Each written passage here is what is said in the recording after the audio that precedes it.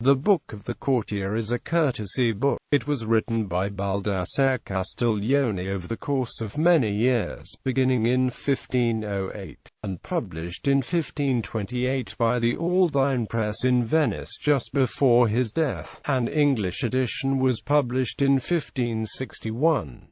It addresses the constitution of a perfect courtier, and in its last installment, A Perfect Lady. The Book of the Courtier is an example of the Renaissance dialogue, a literary form that incorporated elements of drama, conversation, philosophy, and essay. Considered the definitive account of Renaissance court life, it is cited frequently along with Stefano Guazzar's The Civil Conversation and Giovanni della Casa's Galateo. They are among the most important Renaissance works of the Italian Renaissance. Principles.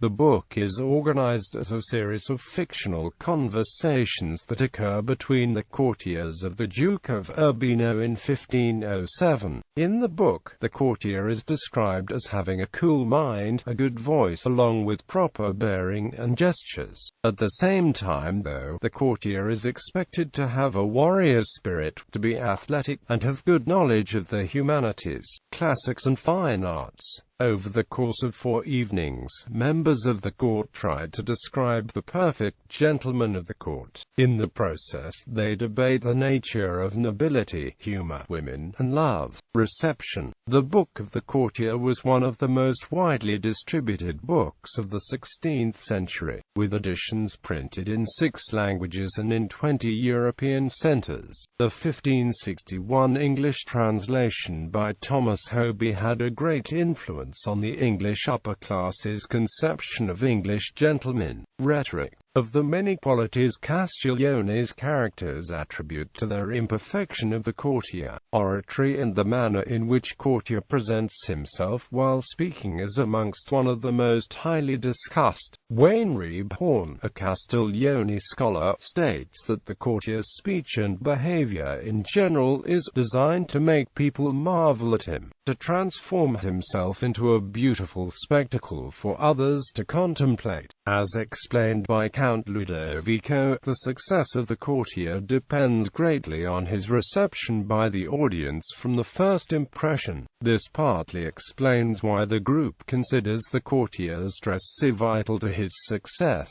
Castiglione's characters opine about how the courtier can impress his audience and win its approval. Similar to the classical Roman rhetoricians Cicero and Quintilian, Castiglione stresses the importance of delivery while speaking. In Book 1, the Count states that when the courtier speaks he must have a sonorous, clear, sweet and well-sounding voice that is neither too effeminate nor too rough, and be tempered by a calm face and with a play of the eyes that shall give an effect of grace.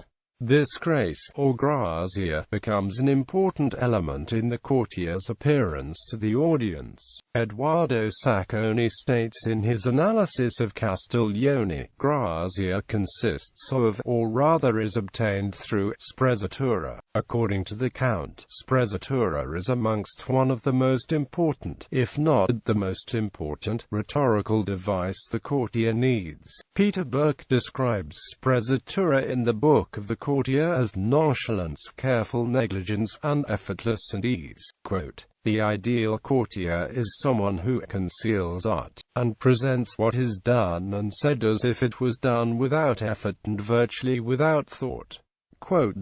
The Count advocates the courtier engage in sprezzatura, or this certain nonchalance, in all the activities he participates in, especially speech. In Book 1, he states, "Accordingly we may affirm that to be true art which does not appear to be art, nor to anything must we give greater care than to conceal art. For if it is discovered, it quite destroys our credit and brings us into small esteem." The Count reasons that by obscuring his knowledge of letters, the courtier gives the appearance that his orations were composed very simply, as if they sprang up from nature and truth and from study and art. Quote. This much more natural appearance, even though it is not natural by any means, is more advantageous to the courtier. The Count contends that if the courtier wants to attain grazia and be esteemed excellent, it would be in his best interest to have this appearance of nonchalance. By failing to employ sprezzatura, he destroys his opportunity for grace. By applying sprezzatura to his speech and everything else he does, the courtier appears to have grazia and impresses his audience, thereby achieving excellence and perfection.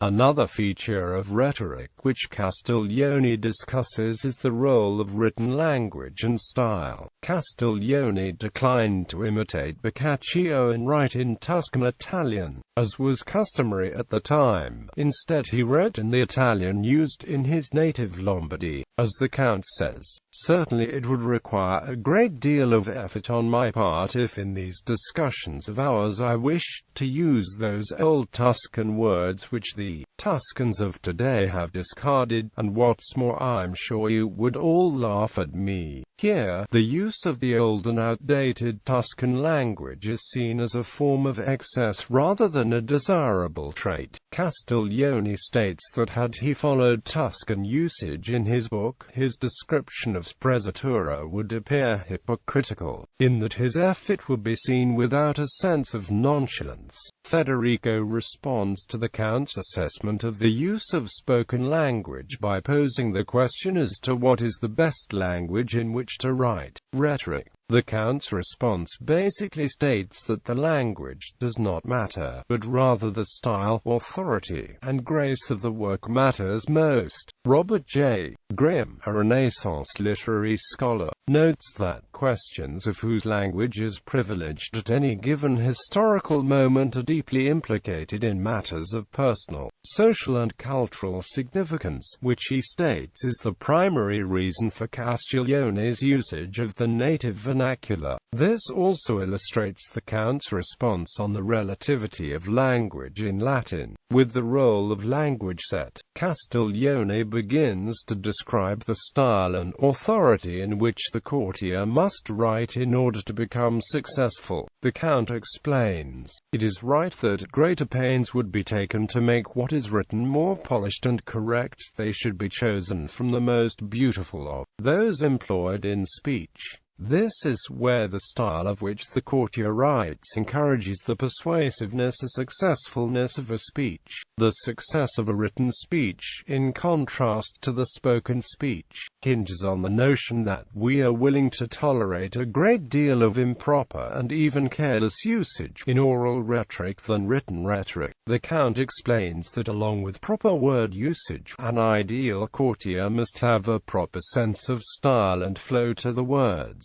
These words must be factual yet entertaining. As the Count states, then, it is necessarily to arrange what is to be said or written in its logical order, and after that to express it well in words that, if I am not mistaken, should be appropriate, carefully chosen, clear and well formed, but above all that of still in popular use. This form of emphasis on language is noted by Grimm as, although the Count is aware that more traditional aspects of the orator, all this will be futile and of little consequence if the ideas conveyed by these words themselves are not witty or elegant to the requirements of the situation.